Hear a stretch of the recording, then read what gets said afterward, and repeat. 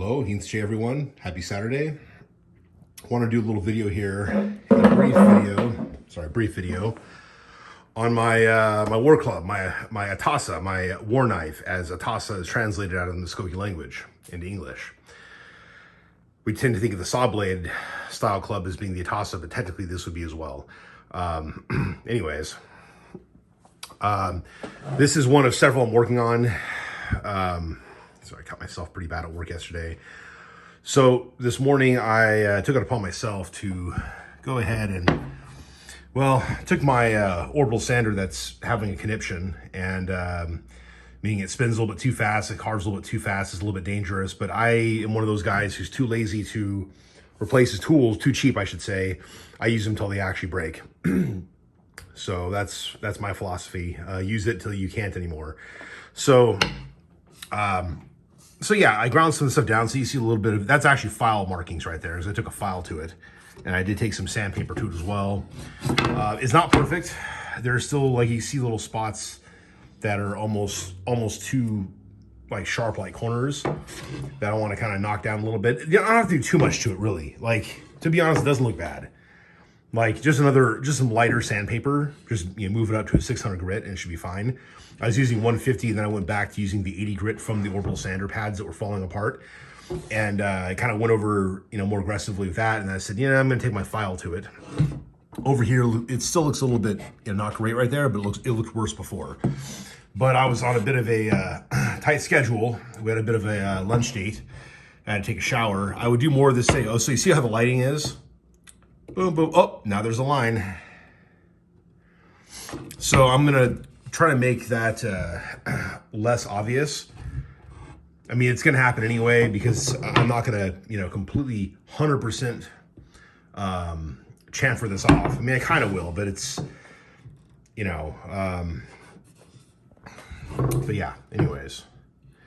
So the doe's foot is a little bit sharp there. I'm probably going to leave it more or less like that. But when you're doing this type of thing, you want to make sure you make use of light. So you see all the little rough spots, you see the little file marks there. I need to go back and sand over that, or even use a sharper file to kind of do that.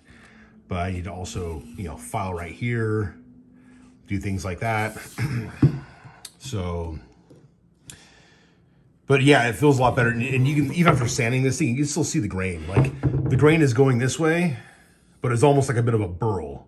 You see the other, you know, kind of different grain right there. That's not from the sawmill, and that's not from anything that I did. That's just the way the wood is.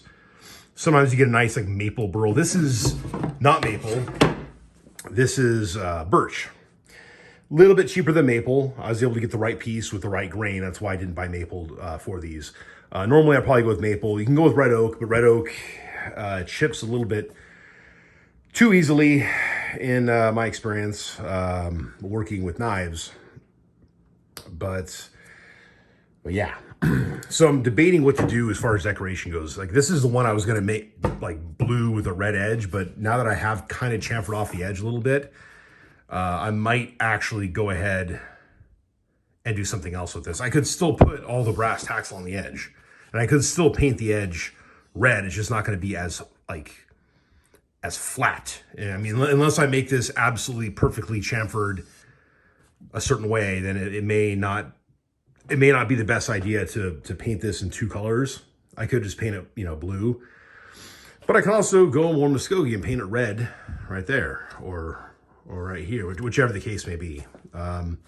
Supposedly around the corner is where it was red going down, and then the rest of it was unpainted, to be painted with the blood of our enemies. I might go ahead, if I get a chance to visit my mom again soon, I might go ahead and get some beef tallow and cover this thing in tallow and hold it over a fire carefully. But we'll see what happens. It may be a couple months or so till I go see my mom again, and because she's about 5.5 hours north. So it was great to see her, but I also had a lot of people to see last time I saw her, and then I came back sick, and she was also sick. She was definitely sick, and I pretty much was also. Doing a lot better now, and after a hospital visit and some friends taking care of her, she's doing a whole lot better too. But it was, yeah, it wasn't fun for her. It wasn't fun for me either during the holidays. But yeah, I mean, you got, yeah, it's actually a pretty good, like, profile overall. But yeah, what I'm thinking about doing, as I was looking in the back seat of my car where I keep not only these, but also some Scottish dirks I'm working on, and also some little medieval style combs that I'm working on. I'm not sniffling because I'm sick. I'm just, I don't know why I'm sniffling. Anyways, I was thinking about actually, like, kind of like with the Scottish dirks, how you have some knot work on the, actually, my finger seems to have left a mark there. Interesting. That was not intentional. I'll sand it later. Anyways, I gotta sand this anyway. But I'm thinking about doing maybe some Celtic knot work just on the grip. That might be kind of cool, but we'll see. It'd be interesting to do, yeah, sort of like a hybrid cultural thing to make this like a Muskogee Indian, you know, Celtic, Scottish Atassa. That might be kind of cool. We'll see. The thing about these, you can decorate them however you want. I mean, you look at Dan Beaver's work, and he does some pretty fantastic stuff using historical Southeastern ceremonial complex type of designs. I'm going to keep mine probably a little more simple, maybe. I mean, again, if I were to go ahead and do some decoration, I might do the whole hybrid, cultural hybrid, you know, by doing this stuff here. I might even go further up and put some other cool designs. I'd like to use some Southeastern style knot work if I ever were to do some carving or wood burning, which I probably will do the carving because I just kind of started doing that with my knives anyway. But I might try with maple instead of birch. I don't know how good birch is as far as carving goes and as far as the retention of the fine carving. But I know that maple does a pretty damn good job. And so does walnut if you do it right, but walnut also has the tendency to chip a little bit more easily, but it looks really nice. So I'll probably try on a maple one in the future. So, but we'll see. There's options are kind of limitless, but time is not. So that's kind of the thing about these. I got a couple little markings here because it got dinged around when working on it. You see that right there. If I were to just straight up paint this thing, the paint would actually like fill in those cracks. If I were just using a water-based paint from Home Depot, especially like a flat or semi-gloss. I mean, flat definitely would cover it up. Semi-gloss might as well, but we'll see. I don't know if I decide to paint these. We'll see. The wood grain is nice though. And so I might even go so far as to, you know, do some kind of a clear coat, which is not historical, by the way. I know that Dan Beaver does that, but, and it looks fantastic. If you want something that actually is more for battle, you got to go with something simpler. So like you would go with paint, you would go with tallow beforehand, and you definitely would keep it simple. Like, there might be some kind of feather hanging here. I do have an eagle feather given to me by a friend from the Renaissance Fair. And since I'm a tribal citizen, I should be able to legally have an eagle feather, as I understand it.